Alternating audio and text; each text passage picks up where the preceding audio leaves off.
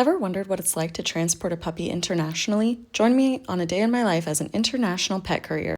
My day started bright and early as I flew from Prague over to Charles de Gaulle Airport in Paris, France. Once I landed in Paris, I grabbed my Metro card and headed over to my hostel. Since the puppy will be arriving tomorrow at 6 a.m., I figured I would come to Paris a day early so I could go around and see the sights. This is the Seine River as I head over to Notre Dame. Across the street is the Shakespeare & Co. bookstore, and I also went to this great park.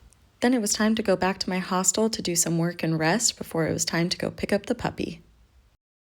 All of the paperwork has already been taken care of in America, but just in case, I have an authorization letter from Elvis's parents that allows me to take him from Paris to Brussels.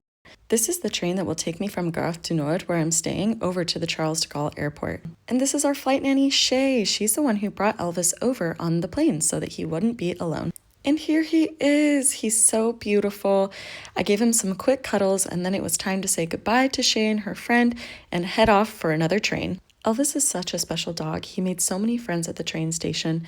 There was even an employee who offered him water and a chance to run around before our train. But then it was time to head off. We took the train from the Charles de Gaulle Airport actually straight to Brussels. Elvis did such a great job. He mainly just chilled, and after some coaxing, he convinced me to let him sit on my lap.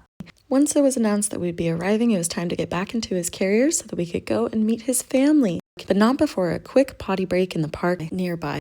I got a text from Elvis's mom that she was at the train station, so we headed back there. And even though my time with Elvis was short, it was so special. He's such a great dog, and I know that he's going to have such a happy life with his new family in Brussels.